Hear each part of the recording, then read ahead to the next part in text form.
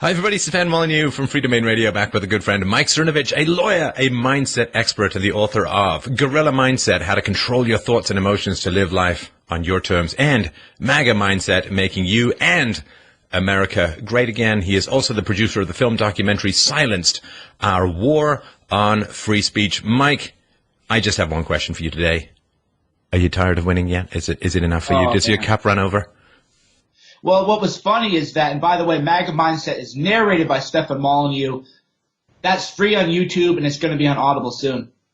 You know, the funny thing is that yesterday I woke up and I had like a massive adrenaline dump. And people, they're like, let's celebrate. So I had to kind of show my face, but it has been such a brutal, 18 months that all I wanted to do yesterday was hide. And, of course, I couldn't sleep the night before, so I woke up. I wasn't able to sleep.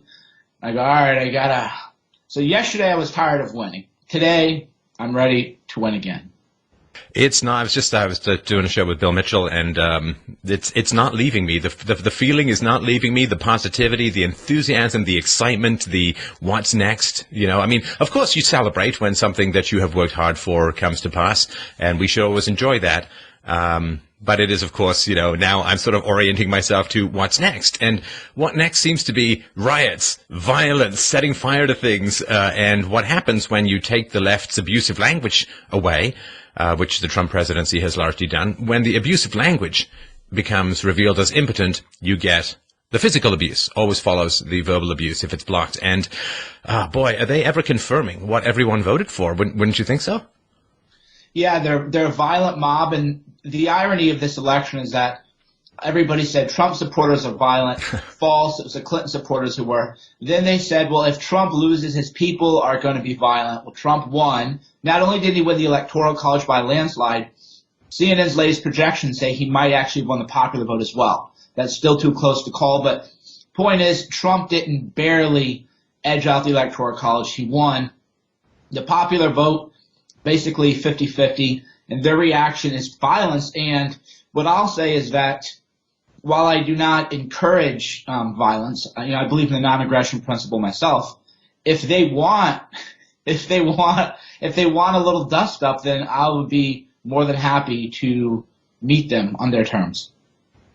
Well, I think this aspect is something not to be underestimated. Everyone should really see clearly how much the left is projecting because, of course, they were saying, well, the people on the right, they're not going to accept a valid electoral outcome. They're going to try and undermine the process. And now, of course, we see regular as clockwork, as sure as sunrise tomorrow, that's exactly what the left is doing. And this is a reminder, whatever the left accuses you of is what's next in their playbook. Yeah, the projection, the issues. They're violence. I call them feral. They're not rational. I've talked to so many of them. I tried to debate them. I did this documentary called Silence, the war about free speech and the war on free speech.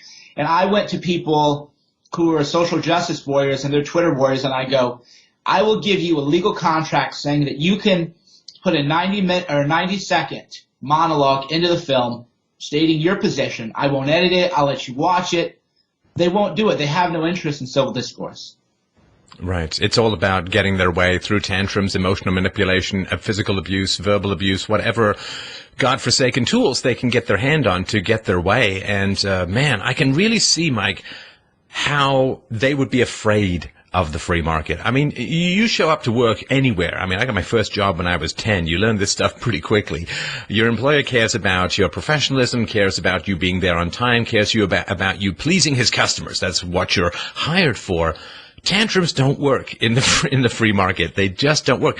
So I can really see why these people want jobs in academia or the government or wherever they can not be market facing and have voluntary interactions, because these kind of tantrums get you fired like within 3 minutes of walking in, and they're so woefully unprepared for any kind of life of mutual respect, of voluntarism, of freedom, of trade. It is annoying as hell, but I also feel a little bit sorry, like seeing an animal that's had its primary organs mutilated. Their capacity to think and reason is so stunted and really reversed. It's hard. I'm sort of wavering between the sympathy and the horror. Well, I vacillate, and that is why I hate the media. I take pity. There are people who genuinely believe that Trump is going to try to round people up and put them in concentration camps. These include my in-laws, who are educated, intelligent, sophisticated people. And Shauna is telling them, Mom and Dad, like, you know better than this. Why do you even believe this? But anybody who still watches that media is being bombarded with lies, propaganda. So in a way, there are that segment of the left, the protesters, the rioters, who are completely hopeless losers. But I've seen some otherwise decent, intelligent, good people who are really concerned. And I think that is a travesty. And that is why I'm not trolling or overstating it when I say that I believe that the American media is a terrorist organization, because they intend to incite terror among the people by lying and by giving them propaganda. And they also intend to incite violence against Trump people like me by telling people, hey, you know, that guy, he's probably another Nazi. So wink, wink, nod, nod, you know what to do. Yeah, this is something that if you're not in the public spotlight and disliked by the media, it's really, really tough to understand. I think people get it instinctively, which is why they keep non-politically correct opinions to themselves, because they know that there's this sort of roving band of enforcers out there, you know, like the fundamentalists with clubs in some crazy Islamic state. There are these enforcers out there, and the media is pumping these noxious, hysterical fumes into the cultural atmosphere in the hopes, I believe, that someone is going to just act out their crazy, aggressive impulses. And violence from the left is something that, if you study history and you look at presidential assassinations, you look at how the left has taken power in various countries, you know, they are polysyllabic, barely concealed thug merchants at base. Well, what actually got me into this political stuff, because I hated it and I just wanted to write about mindset, is I read a book called Surviving the Killing Fields about the Cambodian genocide, the Cambodian Holocaust. That was all done, the Khmer Rouge, that was all done by the left. The most of the mass, because a lot of people, if you don't think and educate yourself, you think, oh yeah, the right wing have been responsible for the genocides, but actually that was the left wing. It was the left wing in Mao, it was the left wing with Stalin, it was the left wing in the Cambodian Holocaust. I saw a lot of those same forces at work in the U.S., that same social justice warrior mindset, that same people would talk about trying to send me to a re-education camp, which is just a step below a concentration camp. Well, that aspect of things where the left's intolerance of free speech is something really, really foundational. And it comes, as you point out with your movie Invitation, it comes because they're bad at debating. They have no facts. They have emotional manipulation, bullying, aggressiveness. And hyper-aggression is always, to me, a marker of a lack of capacity. You think of an excellent fighter. The fighter looks effortless, right? Think of an excellent swordsman or an excellent taekwondo fighter or jiu-jitsu fighter. They appear to be effortless. You know, someone runs at them and there's barely a movement and that person goes down because they're very, very skilled. Therefore, they don't need all the screaming. They don't need to come in with a 2x4. But the people who are bad at fighting are the ones who get hysterical and aggressive. And these questions of where society should go, how its resources should be allocated, these should all be debated in the public sphere.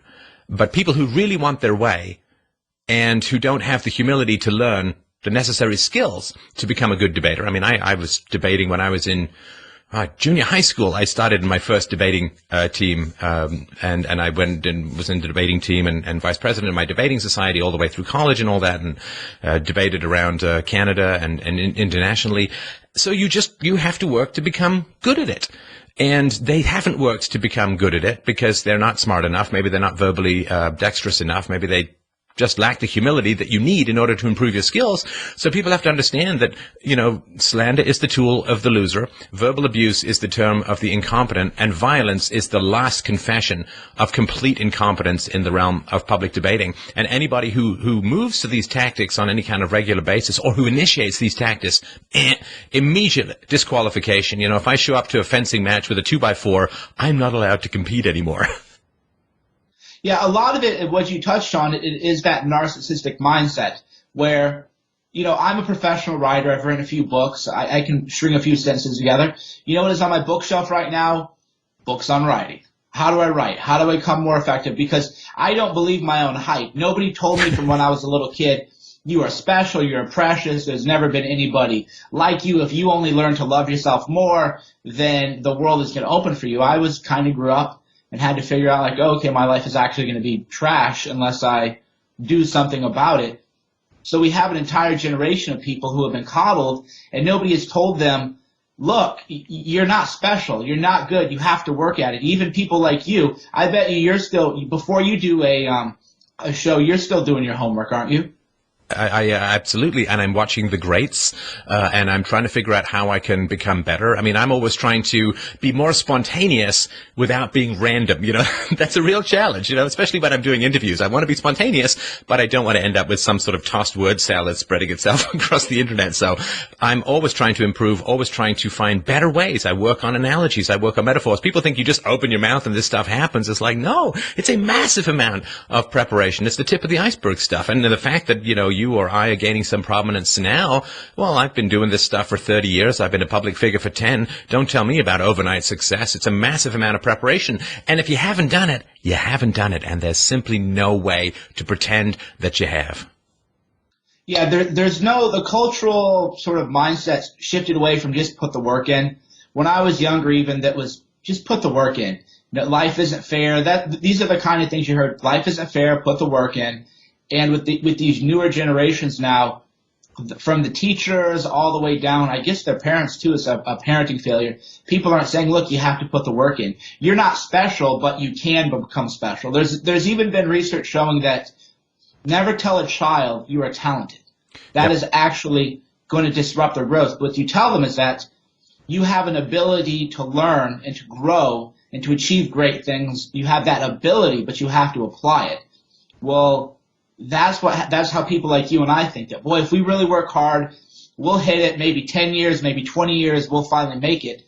If you tell these kids, which is what the culture tells them, you are unique and you are talented, their mindset is going to be completely damaged. Well, moms versus dads, right? Moms are encouraging and dads are realistic. And I think that's a yin and a yang, and both I think are very important. You climb your ladder, one rung, then the other rung, one leg, then the other leg, and you need, I think, that masculine and female energy. But the reality is, I think one of the big problems, Mike, is that in the 1960s, basically teachers' unions took over, and you could no longer fire teachers.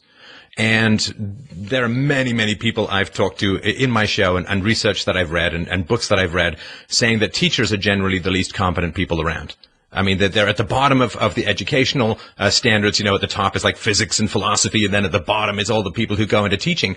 And the moment you put incompetent people in charge of children and no longer allow them to be fired, then you're giving narcissistic entitlement to the teachers. And of course that's going to flow down to the students. How can teachers criticize students and encourage them when the teachers don't apply that to their own lives? They're there to hide out from reality, and we expect them to prepare children for reality? It's madness.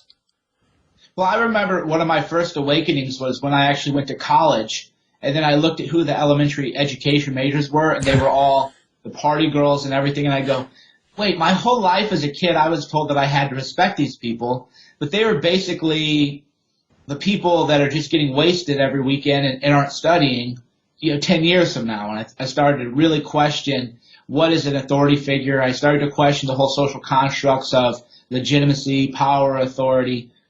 And it's as you said, that many people, there are some good educators out there, but many people go into education because it's an easy major. Right. And they don't want to be market facing, and they don't want to have the capacity to be fired.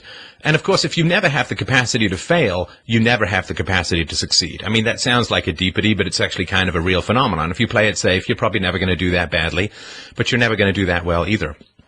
And that, I think, is the real tragedy, that we've got people in charge of our children who are unwilling to take risks and who are trying to avoid risk as much as possible. And that is great tragedy.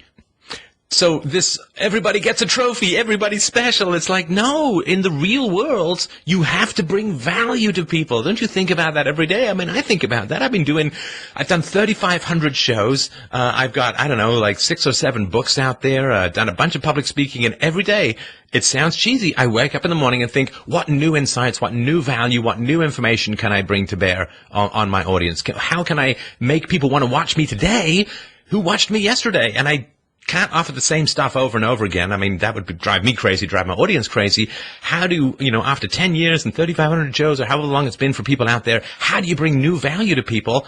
That is the real challenge. But, you got to be like a shark. The shark, they stop swimming, they sink, and they die. And that's just not how it works with the people who educate our children, or rather miseducate our children. So they're out of reality. The kids hit reality, as we can see. So they, their favorite candidate lost an election. Well, get used to it. It happens. But they're just woefully unprepared for it. It's hard to know exactly why that is. I mean, the teachers, the parents, I don't know. Well, it's the over feminization of culture is what it comes down to. I mean, you do need to encourage children. I can't remember. I think it was a Gavin McInnes kind of sketch where he said, the mom and the dad he was in he went into the bathroom at a baseball game and he saw the kid had kind of had an accident, and the child was older than you would usually expect the child to have an accident. And the dad was being just a little bit too mean to the kid, but then they went back to the stand and the mom was hugging the kid. And you need both of that. You almost need the dad who's a little bit too much of a dad. You need the mom who's a little bit too much of a mom.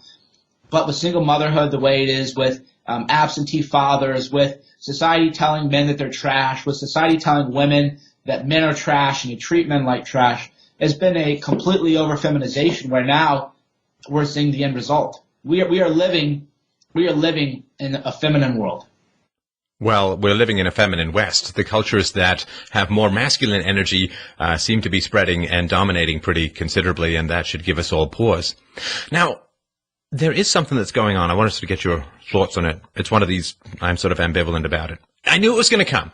After years of verbal abuse against the right, when the left's candidacy lost, now there's all of this, let's build bridges, let's reconcile, and all this kind of stuff, which to me is complete bullshit. It's absolutely unbelievable. Of course, it's the old thing. The guy, when he's got the knife, he's going to kill you. When you've got the knife, he's like, hey man, peace, pacifism, I surrender. It's just been a shift of power. It's not a shift in ethics or any kind of awakening. And I know that, I'm sure that politicians have to do this while I'm president of everyone, not just the people who voted for me. They need to work with the people and so on. I don't feel that at all deep in my heart, my spine, my balls. I don't feel that at all. I feel, sorry, you chose the wrong side, and I'm not going to forget it for a second. Yeah, I feel that way, especially with the National Review wrote an article, President Trump, now that you are president, congratulations, and I hope that we can work together. No, you went after President Trump. All these, Megyn Kelly went after Trump. All the Never Trump cucks, they're over. They are done. So I have two worldviews of thinking of this. One is that the media, the pundit class, they are all done. We have to push the advantage. We have to utterly crush them. If there's a way, I know a lot of them are donor funded. So I've been attempting to sabotage donors and saying, hey, look, these people actually tried to get Hillary elected. If you're giving them your money, you are actually being cheated. So I'm working very, very hard to cut off the financial lifelines of these cucked organizations. Now, as far as the people go, we do have to find a way to chill them out just for the sake of living in a orderly society. Now, what that means, I don't know. How we get all these people who have been brainwashed into thinking that, I'm a Nazi KKK guy and I'm going to go out and kick the door down and try to kill them. I don't know what that looks like yet.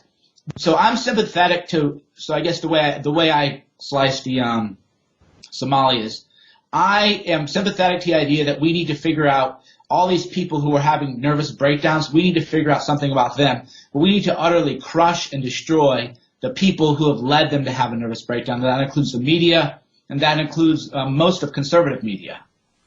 And that is where I have the least amount of sympathy. The left is the left. Leftists going to left. What are you going to do, right? I think that there should be negative repercussions. They're never going to learn because of ethics or empathy. I don't think they have a shred of those things, but they can learn from consequences. They're not dumb necessarily.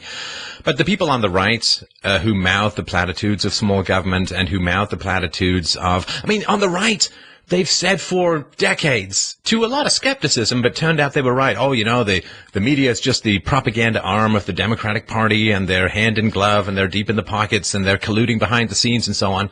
Well, here you get a guy, of course, along with heroic people like Julian Assange and all of that, and the people who leaked, got into Podesta's emails and all of that. It's proven now. It's proven. Because of the Trump presidency and because of his platform and because of him standing up to the media, they've been revealed as a paper tiger. Even with all of the amount of weight that they put behind Hillary, they still lost. All the lies added up to, I think, even more support for Trump because people empathize with being in that kind of spotlight and having that kind of crap flung at you. The media is a paper tiger. The collusion between the media and the DNC is pretty clear. The collusion in the DNC, pro-Hillary, all been revealed. I mean, people who are conservatives who want smaller government, they should be cheering at all of this. Their great enemy has not been the Democrats, but the media.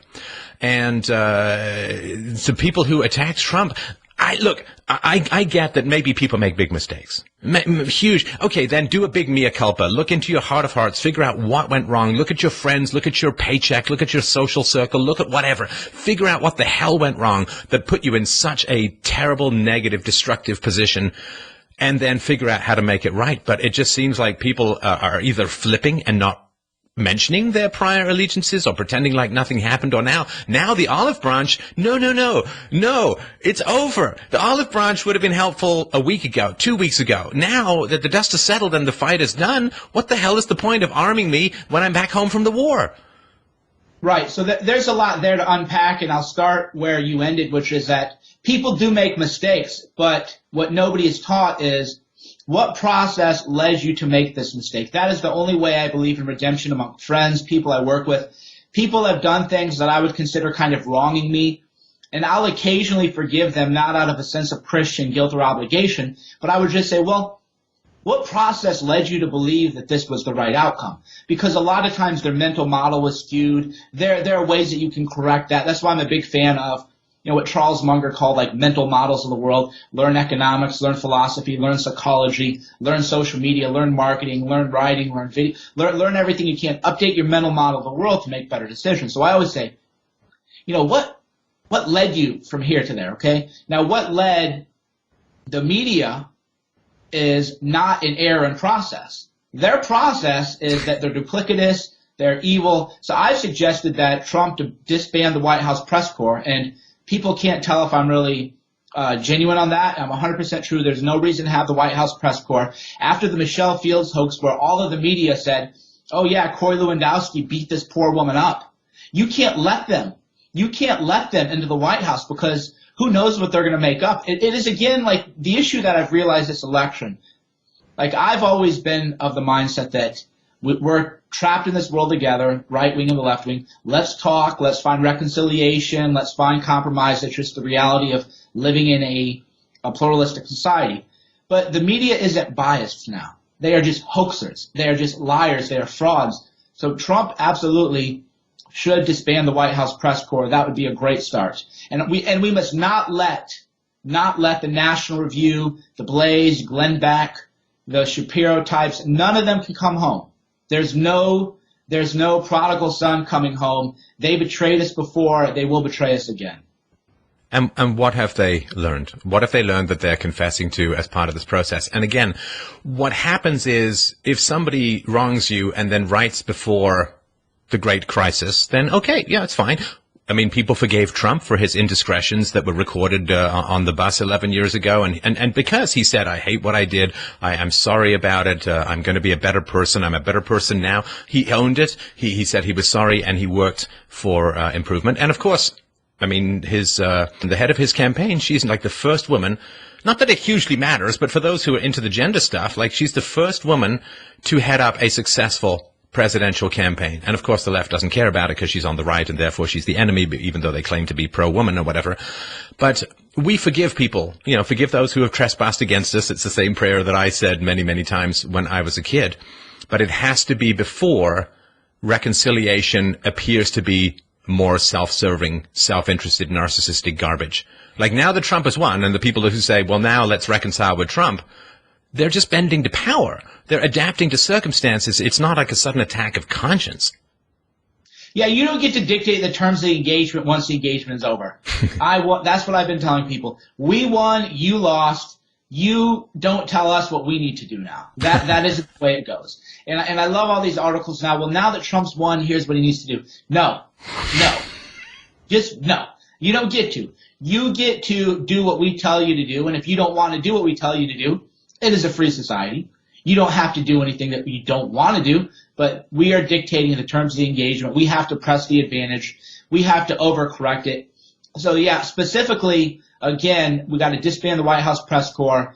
I'm reminding people who betrayed Trump. I'm reminding people, everybody who signed that article of the National Review cover against Trump, I'm reminding people of that. I've even told people, hey, look, if you want to read these people at the National Review, I do not want you reading me. I have enough readers, enough viewers. I don't want anybody who is so stupid, they're so idiotic, they're so foolish, they lack judgment, that they're going to read the enemy and read the saboteurs and allow the saboteurs in. I've told people, I don't even want you reading my stuff anymore. You go read their stuff. Get the hell away from me. Don't waste my time. Well, people on the left will always lie, and people in the center will always stab you in the back. This is something that's you have to take a stand, and you have to take a stand based on reason and evidence and virtue. And tribalism and loyalty is very, very important to me. It wasn't so much in the past. I was more of sort of a free agent, radical individualist or whatever you want to call it. But I've recognized now that there is essential good that needs to be done in the world that needs a tribe, that needs a strong band of brothers and sisters, a strong-minded community of like-minded people. And betrayal is so time-consuming to have in a community. Fears of betrayal, what's going to happen as a result, the schisms that result. It's so emotionally, intellectually, and spiritually draining to have wavering people who you're not sure if they're going to hand you ammo or stab you in the back, that it's not even worth having the potential of it, I think, in a particular community that has a very strong goal, as I think a lot of us do who are working in this particular area. And people have fortunately revealed themselves. And this has been the great sunrise of Trump, right, which is that he has revealed so many things that formerly were only somewhat guessed at, media collusion and DNC corruption and so on. But what he has revealed is false friends. And false friends are worse than enemies because you know who the enemies are and you can make your decisions. It's the false friends who are the great betrayers. And you're right. Now they're going to try and wallpaper over the great hole in credibility they had. It's really, really important to not forget. Yeah, that's a great point because a lot of people don't understand because they see me being very friendly with liberals and people on the left. And they go, but Mike, you're so mean to like the National Review. Yeah, because if I'm in a competition, I'm in a competition with the left, and we're going to compete, and we're going to see whose ideas are good. To me, that's fair. That's ethical. I believe that you have the right to be a liberal, and I believe that you have the right to share your liberal ideas, and I believe my ideas are better. Let's compete. Yeah. With the cucks, as you say, they're just going to stab you in the back. They're going to betray you. There is no competition. There is no, okay, it's mano a mano. No, they're going to say, oh, yeah, I got your back. And then you turn around and then the knife is what they actually have in your back. So I have more respect for liberals than I do these the right-wing cuck rights. Yeah, like if you're playing doubles tennis and your partner is dedicated to your loss, you can't fight that. You can't win because they're on this side of the net. The people on the other side, you know what the deal is. They're going to try and win. You're going to try and win. You have a great contest, and whoever wins, fantastic, But if the person on your side is subtly undermining what it is that you do, sending balls into the net, hitting you with the ball, and serving bad, what can you do? There's no rule. There's no law. There's no, you can't do anything other than sink into a grim kind of defeat. And, they nearly won. I mean, the Never Trumpers, they worked very hard. And the fact that they were bedfellows with the left-wing media, should give you that's a pretty gross situation to wake up in. I don't care how drunk you got the night before. You wake up next to a reptile and you've had a bad night. And the bedfellows who they allied themselves with and so on. The people who were in the Michelle Fields story, aligning themselves with these people. Man, at what point do you wake up and say, what have I become? And if you don't do that, can you ever be trusted again? And I don't believe ever.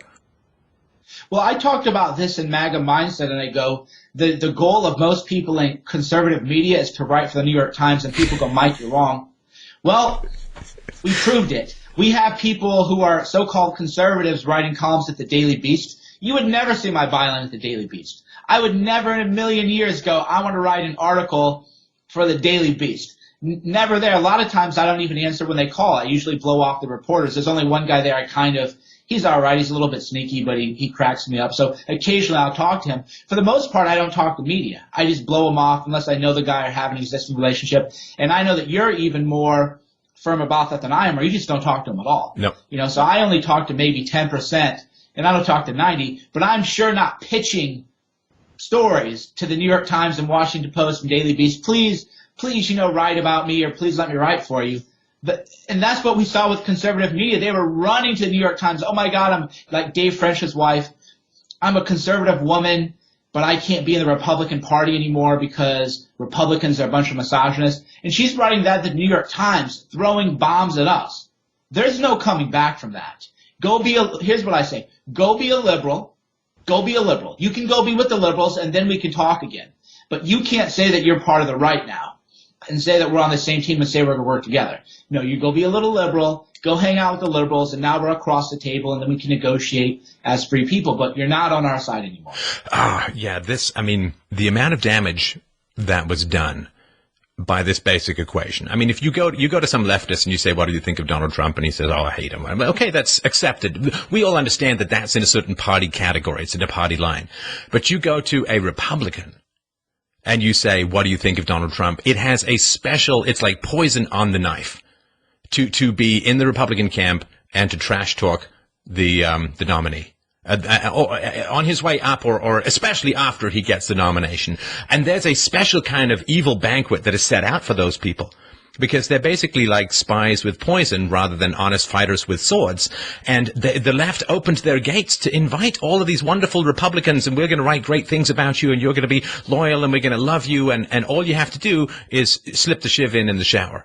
And you're going to get into the shower because they think you're on the team. And that, to me, is the amount of damage that was done by the left publicly trotting out conservatives who were anti-Trump gave it a special kind of bitterness and a special kind of vitriol in those attacks. And that is very dishonest when it comes to a fight, because there really wasn't any. What were the policies? I mean, they would either make things up, and it's like all the people who say, well, Trump doesn't have any policies. It's like, just because you don't go to his website doesn't mean his website doesn't exist. This is not Schrodinger's cat universe here. It's like the kid who's like, hide and go seek. I've got my hands over my eyes. You can't find me. It's like, no, just because you refuse to ignore something doesn't mean that it's not there. And that special kind of betrayal, there can't be any home, in my view, in the Republican Party of those people moving forward. And they like how when you drive away, you just got married, you got the tin cans tied to the tailpipe of your car. All of their history needs to follow them everywhere they go on the internet, and people need to constantly remind everyone what happened the last time so that when they do it again, nobody should be surprised. Yeah, exactly. I had an interesting thought as you were talking. And in warfare, actually, you hate the people who betray you more than you do the opposing army. Yeah. Benedict Arnold, Judas. The idea is that even if we're at a war where we're trying to kill each other, we have more respect for the guy across from me trying to kill me than I do the guy who's on my side who's being a spy. The same thing with the passage in Thermopylae. One of the Greeks who sold the secrets to the Persians so that they were able to go around the hot gates and were able to ultimately defeat the Spartans in that battle. That person was hunted down. So it's in our DNA. That's what I'm telling people. Like, there's a reason that we hate traitors so much. These people are traitors, and there is again, you can never let the traitors back. The enemy army, you defeat the enemy army, you can actually work with them because at least they're following honorable principles. The honorable principle is, I'm going to beat you, and my honorable principle is, I'm going to beat you. And then we clash, and then there's winners and losers, and that's life, and then you get some kind of reconciliation. But with the traitor, they have no honor. There's no negotiation. There's no deal making. There's no ever letting them back in. Well, and I think this is why in most societies there is no greater crime than treason. Treason, the old adage, beware of Greeks bearing gifts, which I always try and forget every time my birthday comes around and my wife comes into the room. But it is something that's really foundational. The Trojan horse stuff is really important to understand. And the reason for that, I think, is kind of simple, which is, and I want to elucidate it, though, so people really understand the principle. There's an old argument, goes all the way back to Socrates, that immorality is just a form of ignorance. People think they're doing the right thing, but once you educate them into the reality of the world and its situation, once you align their mindset closer to reality, then they can make better decisions. So they can say, well, I thought the wrong thing, And, if you have a defective compass and it's pointing the wrong way, you're going to go the wrong way. But, you're just following the compass. Correct the compass, they can go the right way. So you can educate people who oppose you. No matter how strongly they oppose you, you can educate them into something better and they can come around. The problem with the people who betray you is you can't educate them anymore because they already know. In fact, they're using that knowledge to hurt you. So there's no transfer of knowledge that can have them end up being on your side because they already understand everything about your side and they're using that knowledge to harm you. You can't educate them out of their immorality. Yeah, exactly right. And Socrates is definitely more optimistic than I am, but there is truth that a lot of times people are just confused. People don't know. When you educate people, there is some hope. With the traitor, there is no hope. And I think that's all absent massive financial incentives. And I think that's an important point to touch on as well, because this is going to be, we've now gone from the quote, civil political war to the civil war on the right between the people who got it and the people who can get it and the people who got it and used that knowledge to betray and harm the Republican Party and its or the Republican voters. I think they were actually kind of pro the Uniparty, but they were harming the Republican voters. And this is why we need to talk about financial incentives, because of course the big question is why would people do this? I mean, Trump's platform accorded with a lot of what the Republican voters, the Republican constituents wanted. So what would be the incentive, right? You can't educate someone. There's an old saying which says you can't convince a man of an idea when his very paycheck relies upon him not understanding that idea. The financial incentives sway all because we're fundamentally biological creatures who don't live on ideology but live on resources. And when ideology clashes with resource acquisition, 99 times out of 100, it's resource acquisition that will win. Although lip service may be paid to ideology, you can't eat it, you can't use it as shelter. I mean, you need your base needs met. So let's talk a little bit about what the hell was going on with these people who betrayed the Republican Party and the Republican voters. What was driving them? What was motivating them? Behind the scenes money. That's the reason. Although I like to troll the cucks about like, oh, how are book sales and everything else. What most people don't know and what I've been educating them on is that I live on book money, like the end. If people want a movie, we crowdfund it. You are supported by your readers. These big publications, they're not supported by the readers. They're supported by big billionaire sugar daddies. They're paid. Now, I don't have a problem if you're the mouthpiece of some billionaire somewhere, if you disclose that. If you say, hey, just so you know, you wear your sponsor right here. I'm sponsored by the Wilkes brothers in Texas, and they like Cruz, and they don't like Trump. So even like in Shapiro's case, in 2011, he goes, we need Donald Trump. All the National Review, they were pro-Trump. And then I go, well, what knowledge did you acquire between then and now to make you think that Trump was somehow like a bad guy? You didn't know about The Apprentice. You didn't read his books. You didn't know that he was kind of a billionaire playboy. You didn't acquire any different knowledge that caused you to change your mind. So there was a massive amount of money going under the table. And although I can't prove it yet, I'm investigating it. I think that money came from Hillary's people actually and has been funding people, propping up people who are in the Never Trump conservatism. People thought that was crazy. Look at Glenn Beck now. Glenn Beck went all in for Hillary. He went 100% in for Hillary, and now he said he's pro-Black Lives Matter. That's not a change of heart. There is something going on there. So my belief is that Hillary's people actually funneled money into most of these conservative media outlets. I'm sorry, my mind is just recovering from the deep orbit you just spun it into. I mean, I thought maybe it was money coming from the sort of wealthy Republican donors who want who want to externalize the cost of their cheap labor and who want the H-1B1 visas because they're basically serfs who can't negotiate for better salaries. And I thought that there was that aspect of things, and Trump was going to interfere with that. All the lobbyists who had their hooks deep into the claws of the establishment politicians, seeing Trump come in like he's an icebreaker, breaking up the sort of frozen, entrenched power structures. I thought maybe it was that, but the idea that it could have been coming from Hillary or Hillary supporters, right? It could be coming through a big labyrinth to get there. It's truly astonishing, and I wish you Godspeed in the pursuit of that information because that would be quite stunning. Well, you'll notice now that conservative media, as they were opposing Trump, they quit talking about Soros, which is what kind of tipped me off. As one thing, because there's a lot of pieces to put together. One is that I wasn't pro Mitt Romney. I thought he was basically a cuck. but I'm not going to go all in and try to destroy Mitt Romney's campaign. To me, it's like, Romney or Obama, they're both globalists. They're both going to do what they're going to do. So what I noticed with the right-wing media, websites like National Review, Glenn Beck stuff, Shapiro stuff, is they not only were criticizing Trump viciously, but they quit talking about George Soros. And Soros is funding riots. They let up on a lot of those issues. And I thought, well, you can oppose Soros and Trump. If you're I'm a man of principle and I'm integrity and I will never betray my honor to support Trump. Hey, I get it. But if you're not going as hard on Soros and as hard on Hillary as you're going on Trump, then you can't claim that there's some kind of principle behind that. And you notice they went harder at Trump. You know, John Nolte said this. They went harder on Trump than they ever went on Hillary or Soros. That is something I had noticed as well, Mike. And that to me was just astonishing. I mean, that is astonishing. Is there stuff to criticize Trump about? Sure, I've done it myself, and you know, where there's course correction, I think all of those who are positive towards this movement, you know, we'll all help each other course correct, and we all put our foot wrong and all of that kind of stuff. But that you would focus your vitriol, and this happened to me from a very surprising variety of sources in America and overseas, that you would focus your vitriol so much on Trump and not think that reveals some kind of bizarre fetish or pathology on your part, to me, is always like, it's so obvious from the outside that you're just fixated onto something and you're pumping vitriol at it, not out of any particular principle, but rather, I mean, in Trump, you know, if you just take one example of his desire to extricate America from its endless foreign wars and invasions and obligations and so on.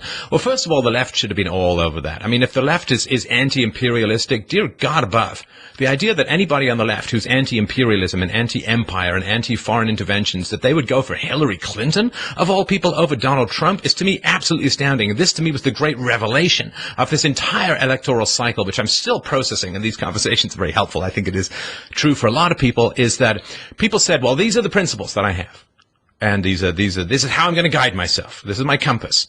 I'm against this, I'm for that again. And then you compare their relationship to the platforms of the candidates, and there was like not only no matchup, but almost a complete anti-matchup. People say, well, we want lower taxes and a simplified tax code. Well, Donald Trump's going to provide that. I hate him. Well, I'm against imperialism and globalism, and I want America's army to come home, and I don't like 740 military bases all over the world. Well, Donald Trump is going to start doing that. I hate him. And it's like, then what the hell is all the point of this frou-frou bullshit that you call ideology? I mean, what is going on under the cover? I care about the Supreme Court so much. You got to have true constitutional conservatives who don't legislate from the bench on the Supreme Court. Hey, Donald Trump, did you read that list? Oh, well, Hillary, Trump is bad. You know, it ultimately, the way I look at it is like, they are. That's again why I think they were taking money under the table. Either they were taking money under the table from Hillary, or their minds are completely defective, because there's no middle ground. There is no principle. I would always put the question to these never Trump people like this. I go, well, if you claim to be a true conservative, and that's why you oppose Trump, why then did you support Romney, define Romney as a true conservative? You could go back to the articles in 2011, 2012, where the National Review said, you know, Romney isn't really a true conservative, but we have to unite as Republicans to get him elected because of the Supreme Court, because of da-da-da-da-da, right? McCain, same thing. I always say it's helpful in life to have a good memory about what people have said. They hated Reagan wasn't a true conservative, and now he's their hero. Right. Right. So they always said, well, they might not be true conservatives, but you got to get the Republicans in. And then suddenly Trump runs and they go, well, yeah, don't bring up any of those columns that we wrote about McCain and Romney. Don't mention that the Supreme Court matters. We got to have Hillary. And what was interesting, too, that I thought was beautiful is, and this is why Hillary ultimately lost, there was no case for Hillary. There was no, here's why we need Hillary. She's a visionary. She's going to change her. There was no case for her. So even the people who hated Trump couldn't say this is why we need Hillary. Well, she had a resume of endless disasters, and not just disasters like, oh, we spent a lot of money on this policy and it failed, like entire countries and regions ripped apart, turned into civil war, foreign leaders deposed and murdered in the streets by being bayoneted up the ass. I mean, just unbelievable destruction. I mean, I've been talking about this to people who, I'm meeting lots of new people with what I'm doing now, and they had no idea. I mean, Hillary's resume was like a complete blank to them. They had no idea what she did as Secretary of State. And the fact that this wasn't just trotted out is like, Donald Trump, does he lack experience destroying third world countries and causing massive floods of economic migrants into the European Union? And, okay, I'm fine with that if he doesn't have that on his resume. But Hillary was like this blank cipher where people just didn't really talk about much that she'd done in the past, just talked about this vague experience. Well, you know what? A hitman has experience too. That doesn't mean I want him babysitting my kids. Yeah, exactly. It was beautiful. They really, a lot of liberals, a lot of people on the left actually did figure that out, though. And I knew that from going into the DNC and the RNC, which I did in the film Unconvention, which is there were enough people at the base who said, I'm not going to support another Hillary person. And that is, again, a lot of people have said, because here's what I say. This is my promise to you, to the readers, to everybody. I take personal responsibility for voting for Trump and working to get Trump elected. So if Trump goes off the rails somehow, to me, I have to own it, and I'll do my best to correct it. Hillary wanted World War III with Russia, though. That is the baseline with which I'm going to measure Trump. Hillary wanted World War III with Russia. Is there still life on the planet? Yay! We win! Right.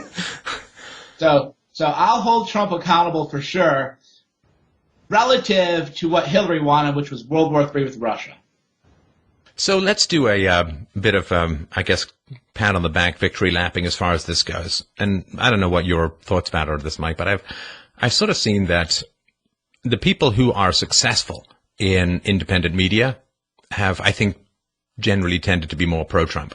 And the people who have not been successful in connecting with and getting resources from the audience, whether it's donations or book sales or speaking fees or whatever it's going to be, if the audience isn't going to pay you for whatever it is that you're doing, but you still want to keep doing it, well, you got to find someone else to pay you. It's not going to be advertisers in general. There's not much money in the web, on the web and ads anymore. And of course, if you do controversial stuff on YouTube, you're going to get your defunding or whatever it is. So if you want to keep doing stuff, but you can't get the audience to pay for you, well, where do you go? So I think that the sort of drug of choice of going to some centralized sugar daddy funding source, wherever it's coming from, we're still exploring. But if you can get your money, as we do, talking directly to the audience, providing value to the audience every day as we work to do, then you're not tempted. Someone comes along and says, I'm going to write you a big check to, it's like, thanks, I already have a job. And my job is working well. So I think the people who are successful, and I think the cause and effect is correct. It's not like, well, if you were pro-Trump, you were successful. No, lots of people working against the people who were pro-Trump. But if you're successful already, you have the liberty to evaluate information more objectively rather than being tied to a single funding source. And people who are tied to a single funding source that's not their own work, I always find, you're going to follow the money. They're always going to be puppet strings. Everything comes at a price and a cost and a shackle. And the money shackles, the gold shackles, are, I think, some of the worst of all because they're hard to see. And so have you noticed this? I mean, I'm sort of trying to figure out the pattern here, that if people have not succeeded in the free market, they're more susceptible to that sort of single donor being dragged by the truck to wherever the donor's driving kind of money. Oh, I mean, 100%. Reality is we all have to make our money somewhere. And if you can't make it going directly to the people because you're a fungible good, then you have no other choice than to work for somebody like National Review or the Daily Beast or these other left-wing publications. I always think it's funny that the establishment will try to make fun of me. Oh, you're a self-published author. Wait, you mean that I didn't go beg Simon & Schuster to publish my book and get taken advantage of, and I actually make a generous royalty for my books that no authors can even believe that I do? I didn't get an unnecessary overhead in order to get my books out to the people. Self-published. That means no gatekeeper. That means direct communication to the people. Right. So those of us who go direct to the people, and that is, again, it's like a microcosm of what is going on. The people and the elite are completely divided now. So people like us, we can go directly to the people. They're glad to have us. They're glad to support us because they have no other alternatives. And the great thing for us, and that's why I encourage other people, is right now there's still room for people who want to raise hell and tell the truth. Well, this is the thing, too. I mean, there is that old saying, what one man can do, another man can do. And, of course, the people who see that Trump walked through the media, and I know he took his arrows, and I'm not trying to diminish that. I mean, there was a harsh experience for him, for his family. And just imagine you've got thousands and thousands and thousands of people combing over your public life of 40 years for every last detail of anything they could use to smear you. That is I can imagine that's a pretty unnerving experience. And but he did walk through it, and it ended up being like one of those, they got the paper and then the football team runs through it. I mean, he just blew right past it. And I think that didn't kill him. It made him stronger as a candidate and as someone to respect for that kind of resolution. So more people can follow in that wake. The mainstream media has been crippled. And this is what people don't understand yet. It takes a while for someone who's bleeding out to die. And it takes a while for the financial hemorrhaging that the mainstream media is undergoing and is only going to continue to undergo. Yeah, they'll get infusions from their sugar daddies and all that kind of stuff, but they are crippled. And there is a great opening in what needs to be said to humanity. And of course, the costs of getting started. You got a webcam. You don't even need a great mic to start with. I mean, so there is a huge opening. There is the dino media is falling, and there's a huge opening. And I really, really invite people, the more competition, the better. The competition is only going to make you better. It's only going to make me better. I want the greatest geniuses of language and thought and philosophy and humor and communications to step into the space with us to make us all better. But there is a massive opportunity for people out there. And I really hope that people will try and make that leap. We need as many voices in this fight as possible. We need as many allies as possible, and we need as much improvement as possible, and that can only come through rigorous competition.